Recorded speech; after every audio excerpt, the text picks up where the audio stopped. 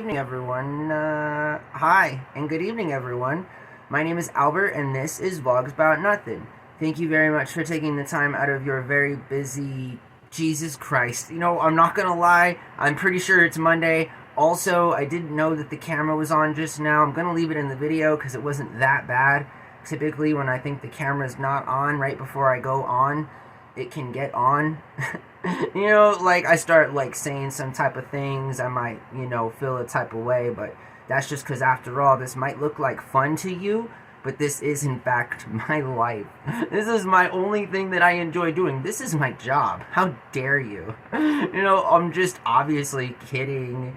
I love making fun of myself, and to the idea that I am so adamantly in love with something that, like, isn't making me a millionaire, and not bring any sort of like intrinsic benefits in and of themselves. Just the idea that maybe those 30,000 people that have watched this channel since we started will now sort of feel a little bit closer. You feel me? So thanks for watching my show. I really appreciate it. I got a question tonight, and that's like, is anything a crime anymore? You feel me? Like, and what I mean by that is obviously not, anytime we have these kinds of conversations, I wish not to invoke the reality of what it's like for 98% of us, and that's just the idea that we're all kind of on the same boat that's sinking and going straight to hell.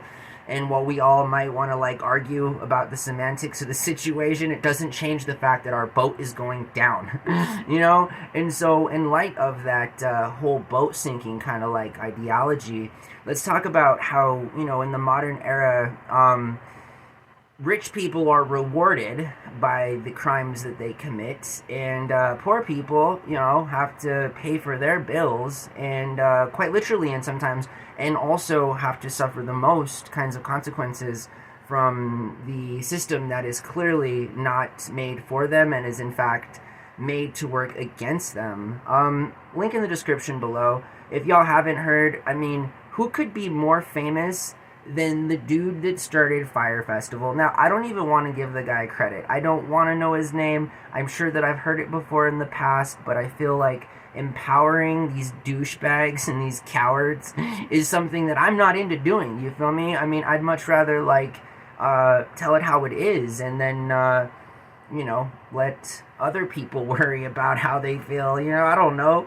It's hard to sort of argue the truth, right? And the truth of the matter is, it seems as if when you're white and rich, you get away with things that might not otherwise be gotten away with if you were even poor and white. You feel me? And what I mean is, obviously, the dude who, like, why are we even talking about Fyre Fest? Like, why is this a thing? I'm serious. At this point, like, I'm asking myself why I'm talking about this. Why? Because nothing ever happened. That is what, in fact, a scam is. When, like, someone tells you, like, over the course of now a jail stint and probation, who's this guy's probation officer? That's what I want to know. And not to be doxing or not to advocate for doxing or anything at all like that. Just some simple public information would suffice. And I guess if I cared any amount about it at all, even to the point where I wanted to know the dude's name, I guess I could also do that because I have a smartphone. But it's not worth my time, right? Just because, like, I mean, homie, the homie's got to have the best PO officer that, like, I've ever heard of in my life. And I got to be honest with you, right? Well, I may not have had a PO in my life. Many people close to me in my life have had POs, so what's up? Again, like, I know the deal. What's up, mama? I know where to go. I know who to talk to. We gotta work this out, right? My mama's a gangster, yo. Don't even hate. Anyways, that's what I'm saying, right? Is like, why does crime get rewarded, and yet this dude still hasn't done anything? Okay, seriously, this dude, Fyre Fest 2, selling the name, selling the IP. I mean, how do you get so much news coverage? Who does this guy know? I mean, he lives in his mom's basement, but he trends on the worldwide internet, like, semi-daily, and has for, like, the last 3 months. This guy has got to be the epitome of what it's like to be an actual IRL troll. But then I got to thinking to myself, and it's sort of like, well, obviously, the dude's either an op or incredibly stupid and more of like a Bernie Madoff kind of guy. Although, again, when you hear the guy talk, what is it exactly about him that you guys like? What is it? I mean, I don't know. I can say the same things that he did too, and would you like me to a fault?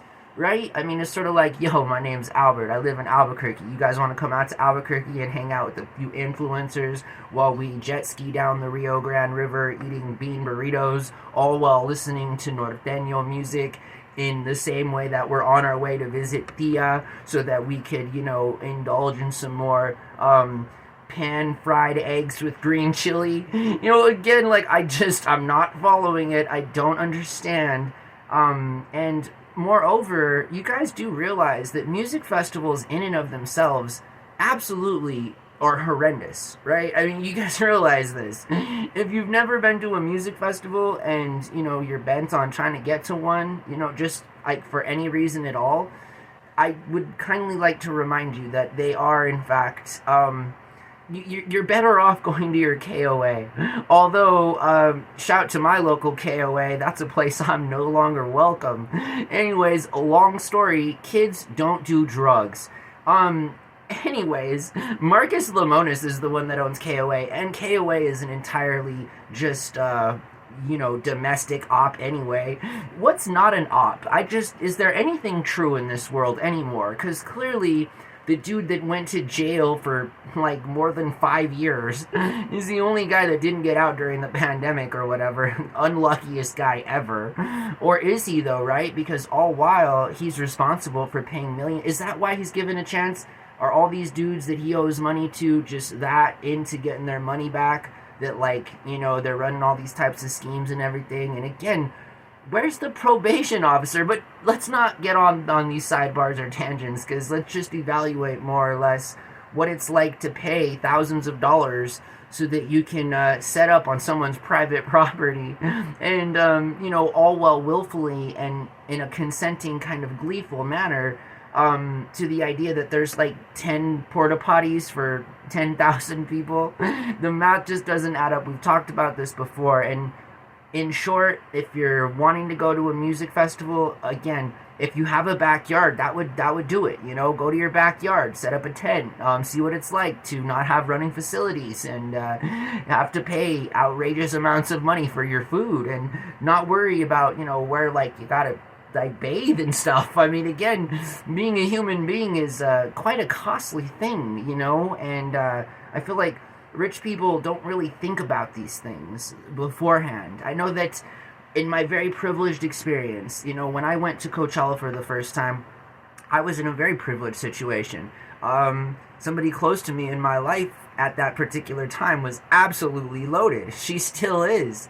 Well, hello, I hope you're doing well. I'm just saying that, yeah, my idea of reality and the life I was living before I went to Coachella was completely just like thrown in a blender. You feel me? Because again, I'm not the dude. Like, does it look like I'm a little scrappy, a little rugged, a little rough? I look like an outdoorsman type, you feel me? I'm out here fishing and shit. Like, no, that's not what I do. I'm more of like a stay inside kind of a guy. I like to go outside. I thoroughly enjoy going. I love to hike. I like doing all these things. But, I'm not into the whole camping when I don't need to camp kind of thing. Like if I'm hiking and I'm far away from people, I'll do what I gotta do to like get through the night, you feel me? But like that particular moment when I decided that going to Coachella for 6 weeks was gonna be the best thing in my life, too much of a good thing can be too much of a good thing. So I see all these stories about music festivals, and I want to tie that back in together with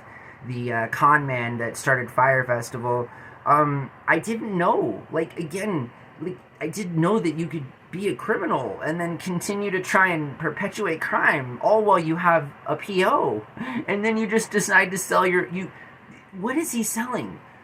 I don't, just, the name, because that's a hard name to come up with, Fyre Festival, it's not even spelled right. I mean, but that's clever. I get it. Fire, Fyre, yay.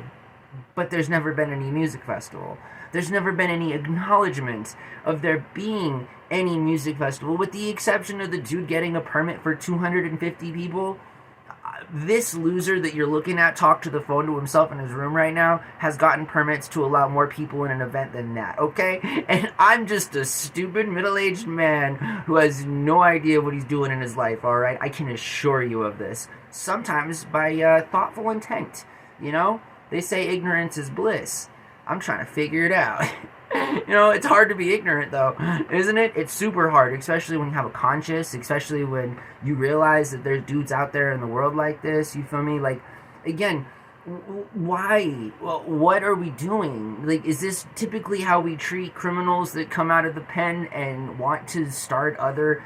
Like what kind... Every person I've ever met that just came out of jail is having the worst time of their life. You know, all these, like, rich white dudes that get out of jail and hop right back on their yachts. It's sort of like, God damn, I don't understand. You know, last time I picked up somebody from jail, it was like the worst depressing situation just a couple of years ago. Shout out to my auntie, right? You remember when I picked you up, auntie, from the downtown jail, right? You still owe me gas money, dude. Seriously, like, you know, what happened, auntie? You want to explain to everyone how, you know, like, jail sucks and that real working class poor people don't go back to, like, lives that are filled with yachts and, you know, like, more ultra uber privilege.